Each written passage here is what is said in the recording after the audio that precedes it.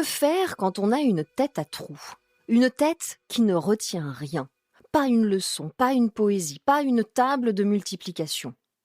Nul. C'est ce que les maîtresses ont répété à Anne-Marie quand elle était enfant. Alors, elle a fini par y croire. Enfant, j'apprenais, je lisais, je fermais, je lisais, je fermais, j'allais voir ma mère, je lui disais: «Maman, je sais».